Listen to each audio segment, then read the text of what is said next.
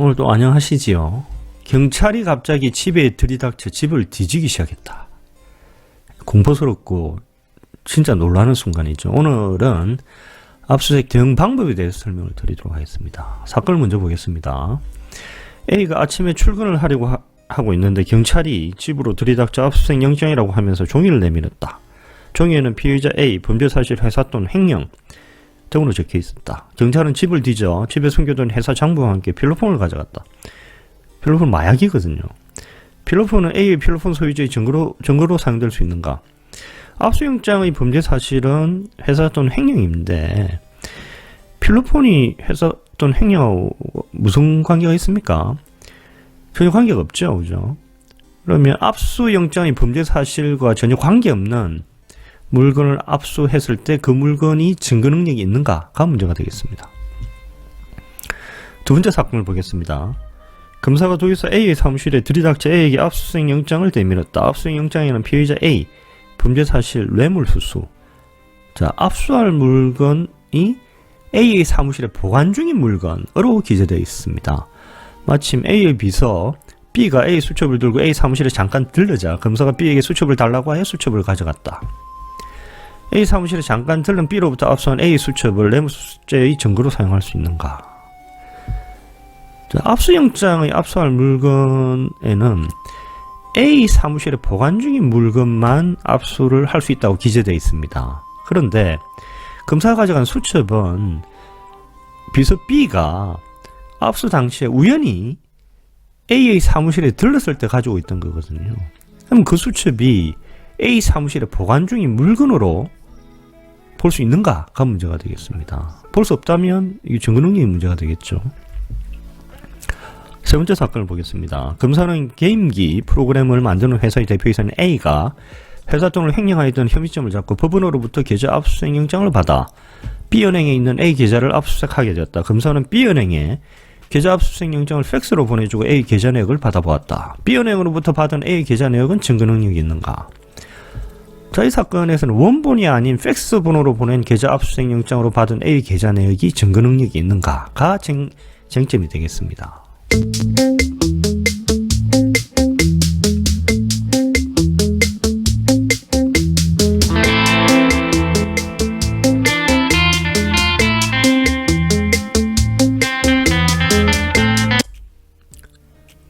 압수수색을 위해서 필요한 것은 압수수색 영장이 되겠죠. 자, 영장은 발부를 누가 합니까? 판사가 하죠. 그죠? 압수수색 영장은 판사가 압수수색 영장에 기재된 범위 내에서만 압수수색을 하라는 허가장입니다. 그렇다면 이 범위 밖의 그 물건을 압수수색을 했다고 그러면 그 증거 능력이 없겠죠. 자, 압수수색 영장에 적혀 있는 게 그럼 무엇일까요? 피해자가 적혀 있겠죠. 그죠? 범죄를 행한 사람의 이름. A는 회사의 대표이사로 2019년 1월 1일에서 12월 31일 사이에 회사 돈 5억 원을 개인 주식 투자에 사용하여 횡령하였다. 자, 피의자는 A죠. 그죠? 근데 경찰이 들이닥쳐가지고 B의 횡령과 관련된 장부를 가져갔다. 이것은 위법수익 증거가 되겠죠. 압수영장에 적혀있는 또 하나의 것은 범죄 사실입니다. 아까 말씀드린 대로 A의 횡령. 근데 압수영장에 적혀있는 범죄 사실이 A 횡령인데 A 마약 소지와 관련된 필로폰을 압수해갔다? 여기서 위법수입 증거였죠. 필로폰은 A 횡령하고 전혀 관계가 없는 거 아니겠습니까? 압수영장의 범위를 완전히 벗어난 겁니다. 그리고 압수영장에 적혀있는 게 압수수색의 장소입니다. 예를 들어서 압수의 장소가 A 사무실로 기재되어 있는데 A 복도에서 수첩을 압수해 갔다면 이 또한 위법 수입 증거가 됩니다. 그리고 압수영장에 적혀 있는 게 압수할 물건입니다. 예를 들면 압수할 물건이 A의 사무실에 보관 중인 장부만 압수해라. 딱 그렇게 기재가 되어 있는데 A 사무실에 있는 컴퓨터를 압수했다? 이건 위법 수입 증거가 되겠죠. 그리고 B가 잠깐 A 사무실에 들르면서 가져온 장부, 이거는 A 사무실에 보관 중인 장부가 아니지 않습니까? 이 또한 위법 수집 증거가 되겠습니다. 자, 압수 현장에서 경찰이 해야 할 일, 이렇게 해야만 압수 절차가 적법하게 됩니다. 영장 원본을 제시해서 피압수자로 하여금 읽어보게 해야 됩니다. 왜 이렇게 해야 될까요? 피압수자가 압수영장 원본을 봐야지 압수의 범위를 알 수 있지 않겠습니까? 압수의 범위를 알아야지 압수 현장에서 그 범위를 벗어난 압수물을 압수할 때 항의를 할 수 있지 않겠습니까? 그리고 이후 재판 절차에서 이를 다툴 수 있지 않겠습니까? 피압수 대상 여러 명이면 모두에게 원본을 제시해야 합니다. 그런데 가끔씩 피압수자가 수사관님 압수영장 복사하게 압수영장 좀 주세요, 이렇게 이야기했을 때 경찰이 이를 거부할 수 있을까요? 거부할 수 있습니다. 영장을 복사해 줄 의무는 없습니다. 압수영장 제시에 관한 대부분의 판례를 보겠습니다. 경찰관이 피압수자에게 압수수색 영장 첫 페이지와 범죄 사실이 기재된 부분을 보여줬는데 피압수자가 나머지를 이제 보려고 이렇게 하니까 뺏어버렸어요. 그래서 못 보게 하겠다면 위법한 압수 절차라는 겁니다. 그 절차에서 압수된 물건은 다 위법 수입 증거가 되는 겁니다. 증거 능력이 원칙적으로 없게 되는 겁니다. 대부분 이렇게 이야기합니다. 압수수색 영장은 처분을 받는 자에게 반드시 제시해야 하는데 현장에서 압수수색을 당하는 사람이 여러 명일 경우 그 사람들 모두에게 영장을 제시해야 한다. 따라서 제주도지사 사무실에 있던 제주도지사 비서실장 A에게 압수수색 영장을 제시하였다 하더라도 그 뒤 사무실로 제주도지사 수첩을 들고 온 비서관 B에게 영장을 제시하지 않았다면 압수 절차는 위법하다. 따라서 B로부터 압수한 수첩은 증거 능력이 없다 라고 판시를 하였습니다. 근데 그 수첩에 다 들어있었거든요. 그래서 이 제주도지사는 무죄가 났습니다. 아주 유명한 판례입니다. 판례 또 보겠습니다. 수사기관이 금융기관 이메일 업체에 대하여 압수수색 영장을 집행할 때는 영장의 원본이 제시되어야 한다. 영장을 팩스로 전송한 후 수집한 계좌 내역 이메일은 위법 수익 증거로서 증거 능력이 없다. 이 아주 혁신적인 판례입니다. 제가 검사를 할 때 그 계좌 압수할 때는 은행에 그냥 영장 팩스로 보내고, 팩스로 보내면 은행은 뭐 당연히 알아서 계좌 내역을 보내줍니다. 그 은행이 수십 군데 있는데 특히 수포 추적할 때 수십 군데 다 뛰어다니면서 영장 원본 들고 제시를 해야 되느냐, 그거 아니라고 생각을 했거든요. 근데 이 판례에 따르면 영장을 원본 제시하지 않고 팩스로 전송으로 수입한 계좌 내역은 위법 수익 증거라는 겁니다. 계좌 내역을 재판에 사용할 수가 없는 거죠. 그죠? 그럼 횡령 이런 게 다 무죄 날 수 있다라는 겁니다. 이 판례에 따르면 이메일도 그렇다라는 겁니다. 특히 현대사회에서 이메일 사용 많이 하잖아요. 이 결정적인 증거가 이메일에 많이 있거든요. 근데 이메일 압수수색할 때 이메일 보관 내지를 운영하는 회사 네이버, 네이트, 다음 이런데 압수영장 원본 제시하지 않고 팩스로 보내고 이메일을 받았다면 그 이메일은 위법 수입 증거라는 겁니다. 아주 혁신적인 증거입니다. 혁신적인 판례입니다. 이 판례를 대부분 잘 모르시더라고요. 자, 경찰은 영장이 기재된 대로 압수를 해야 되겠죠. 영장이 기재된 범죄 사실, 압수 장소, 압수한 물건, 이 범위 내에서 압수를 해야 됩니다. 그리고 압수가 끝나면 압수 현장에서 압수물 목록을 교부를 해야 됩니다. 압수물 목록은 뭐냐면 번호가 붙어 있습니다. 1번 컴퓨터, 2번 A 책상에 서랍, 둘째 서랍에서 발견된 장부, 3번 A가 가지고 있던 핸드폰 이런 식으로 순번을 매겨서 압수물 목록을 교부를 해야 됩니다. 왜 교부를 해야 될까요? 자, 컴퓨터, 장부, 휴대폰 이런 건 나중에 다시 되돌려 받아야 되지 않습니까? 이걸 법적으로 환부라고 하는데, 환부 받을 때 이게 다 환부 받는지를 확인하려면 원래 뭘 압수해 갔는지를 알아야 되지 않겠습니까? 그죠? 그래야지 나중에 수사관님 왜 저 압수물 목록 3번은 환부 안 해줍니까? 이렇게 항의할 수가 있지 않겠습니까? 그리고 재판 절차에서도 압수된 물건이 무엇인지를 알아야지 나중에 그 압수한 물건 중에 뭐 예를 들면 2번 이거는 뭐 압수영장의 범위를 벗어난 압수물이니까 증거 능력이 없다. 뭐 이렇게 다툴 수 있지 않겠습니까? 그리고 경찰은 한 번 사용한 영장은 다시 사용을 하지 못합니다. 예를 한번 볼까요? 경찰이 2020년 3월 1일 A의 사무실에 들이닥쳐 A에게 압수수색 영장을 내밀고 압수수색을 하기 시작하였으나 A 조세 포털에 관한 아무런 증거로 발견하지 못하고 돌아갔다. 그런데 그 다음날 경찰이 같은 영장을 들고 와서 그 전날 발견하지 못한 장부를 가져갔다. 근데 그 전날 이미 사용한 영장을 사용해 장부를 압수하였으므로 증거 능력이 없습니다. 피압수자에 그럼 해야 될 일은 뭘까요? 변호사에 연락을 해야 되겠죠. 그러나 변호사 올 때까지 압수 절차를 지연시킬 수는 없습니다. 그리고 피압수자는 영장을 꼼꼼히 읽어야 되겠죠. 영장 되게 어렵습니다. 꼼꼼히 읽어도 잘 몰라요. 그래서 될 수 있는 시간을 가지고 꼼꼼히 자세히 읽어봐야 됩니다. 그래야지 압수 영장의 그 압수 범위를 알 수 있지 않겠습니까?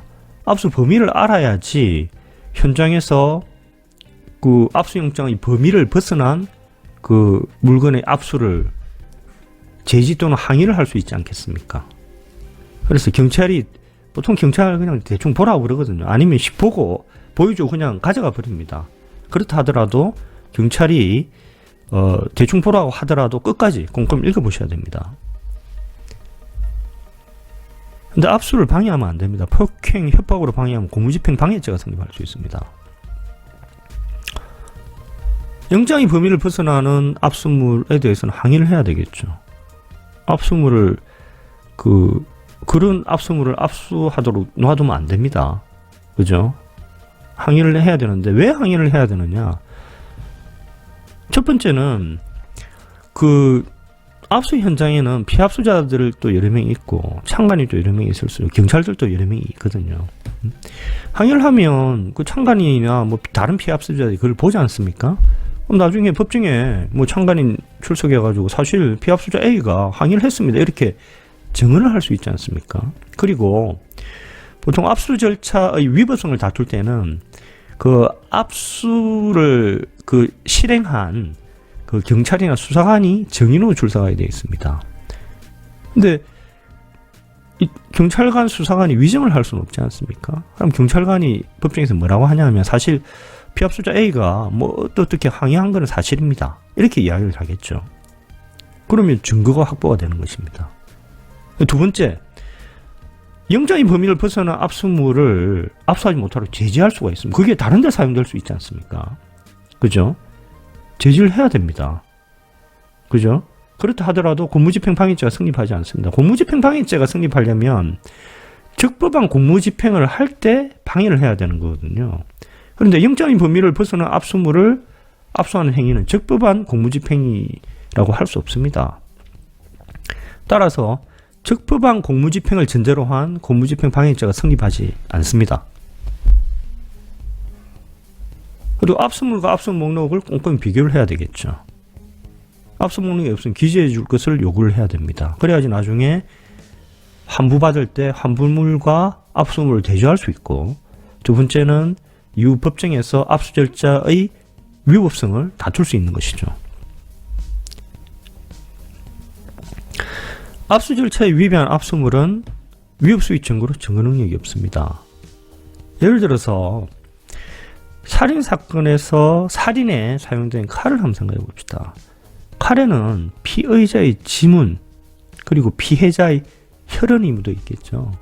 그럼 칼을 확보하면 사실 게임 끝나다고 볼 수 있습니다. 그런데 그 칼이 위법 수집 증거라고 한다면 칼이 증거 능력이 없습니다. 날아가 버립니다. 살인 사건에서 결정적인 증거 능력이 없어져 버리는 거죠. 그죠? 그래서 수사기관은 압수 절차의 적법성을 보장하기 위해서 최선을 다하게 됩니다. 왜냐하면 무죄나면 큰일 나지 않습니까? 자, 그러면 살인 사건의 칼을 예를 들어 보면, 자, 경찰이 앉아 칼을 들이밀면서 피의자한테 야, 이 칼 이거 감정해보니까 너 지문 나왔어. 그리고 피해자 혈흔 나왔어. 너 이거 그 피해자 살해할 때 사용된 거 맞지? 이렇게 이야기를 하면 어느 강큰 피의자가 이걸 아닙니다 이렇게 이야기를 하겠습니까? 그죠? 피의자의 지문이 나와 있고 피해자의 혈흔이 묻어 있는데요. 그러면 경찰이 그렇게 이야기를 합니다. 자, 당시 상황 이야기해봐. 그러면 피의자가 그렇게 막 이야기를 합니다. 눈물 뚝뚝 흘리며 사실은 당시 그때 피해자가 저를 자꾸 감정을 건드리더라고요. 그래서 제가 화가 나가지고 식당에 있는 칼을 들고 와서 피해자를 두세 번 찔렀습니다. 그러니까 피해자가 막 그 비명을 지르면서 칼 빼지 말라고 막 그렇게 이야기를 하더라고요. 근데 제가 너무 화가 나가지고 칼을 빼버렸습니다. 그러니까 피가 막 콸콸콸 흘러가 결국은 피해자가 그냥 의식이 없어지게 되더라고요. 이걸 다 이야기를 하고 그거를 피의자 신문조서에 적지 않습니까? 이게 2차적 증거입니다. 그러면 2차적 증거인 피의자 신문조서의 증거 능력을 인정을 해야 될까요? 인정을 하면 이상하지 않습니까? 예? 주요한 증거인 칼이 증거 능력이 없는데 그걸 제시받아서 그 파생된 증거인 피의자 신문조서를 증거 능력을 인정할 수 있을까요? 인정 안 됩니다. 그래서 2차적 증거도 원칙적으로 증거 능력이 없습니다. 예를 한번 볼까요? 피해자 A의 수첩에 2020년 1월 1일 14시 공무원 B의 사무실, 공무원 B에게 현금 1,000만 원 이렇게 기재가 되어 있습니다. 그죠? 근데 이 수첩이 위법하게 압수된 거예요. 근데 검사가 수첩을 이제 피해자 A에게 제시를 하면 피해자 A가 이거를 뭐 어떻게 거부를 할 수 있겠습니까? 부인을 할 수 있겠어요? 예? 이거 자기 글씨고 자기 수첩 맞지 않습니까? 그럼 피해자 A는 뭐 고개를 푹 숙이면서 이럽니다. 아, 검사님 맞습니다. 사실 2020년 1월 1일 오후 2시에 공무원 B 사무실 제가 가가지고 공무원 B에게 현금 1,000만 원 줬습니다. 이렇게 대답하면 이것이 피해자 신문조서에 기재가 될 거 아닙니까? 그런데 피해자 A에 대한 검사 작성의 피해자 신문조서는 위협하게 수집된 증거인 수첩으로부터 파생된 2차적 증거이므로 원칙적으로 증거 능력이 없습니다. 판례를 볼까요? 위협하게 수집된 전자정보를 기초로 하여 피고인이 검찰 및 법정에서 한 진술은 인과관계에 희석되지 않아 증거 능력이 없다. 왜 그러냐? 첫 번째, 위협 수입 증거를 전제로 진술한 거 아닙니까? 두 번째, 위협 수입 증거라는 법적 조언을 받지 못한 상황에서의 진술이라는 겁니다. 수첩이 위협 수입 증거라는 법적 조언을 받았다고 한다면 피의자 A가 고개를 푹 숙이면서 자백하겠습니까? 항의를 하죠. 검사님 왜 위협하게 수입된 증거를 저한테 제시하면서 진술을 강요합니까? 이렇게 항의를 하지 않겠습니까? 자, 사건을 해결해 보도록 하겠습니다. 자, 압수영장이 범죄 사실에는 회사 돈 횡령으로 기재가 돼 있죠. 그죠? 그런데 필로폰은 영장 범죄 사실, 횡령과 전혀 관계없으므로 증거 능력이 없습니다. 두 번째 사건을 보겠습니다. 자, 압수영장의 압수할 물건에는 압수할 A 사무실에 보관 중인 물건만 압수하라. 그렇게 기재가 되어 있지 않습니까? 그런데 검사가 압수한 A의 수첩은 압수 당시 A의 비서 B가 우연히 그 압수 현장인 A 사무실에 들렀을 때 압수된 거지 않습니까? 그죠? 그걸 A 사무실에 보관 중인 물건으로 볼 수 있겠냐 말이죠. 이거는 A 사무실에 보관 중인 물건이라기보다는 우연히 압수 당시에 A 사무실에 현존했던 물건으로 볼 수가 있지 않겠습니까? 자, 대부분이 뭐라고 하는지 보겠습니다. 대부분 이 사건에서 압수영장이 압수한 물건을 특정하기 위하여 기재한 문헌은 엄격하게 해석해야 하고 함부로 피압수자에게 불리한 내용으로 확장 또는 유추 해석할 수 없다. 압수수색 영장에서 압수한 물건을 압수장소에 보관 중인 물건이라고 기재하고 있는 것을 압수장소에 현존하는 물건으로 해석할 수 없다. 따라서 비서 B가 A 사무실로 우연히 가져온 A 수첩은 A 사무실에 보관 중인 물건이 아니므로 위법소유 증거다. 그리고 이 사건 무죄 났습니다. 아주 유명한 판례입니다. 자, 세 번째 사건을 볼까요? 자, 검사가 그 B은행의 계좌 압수수색 영장을 팩스로 보내주고 A 계좌 내역을 받아본 거죠. 그죠? 그래서 검사가 A은행의 계좌 압수수색 영장 원본을 제시해야 하는데 팩스본을 보냈으므로 A의 계좌 내역은 증거 능력이 없습니다. 자, 오늘 이 정도로 하겠습니다. 감사합니다.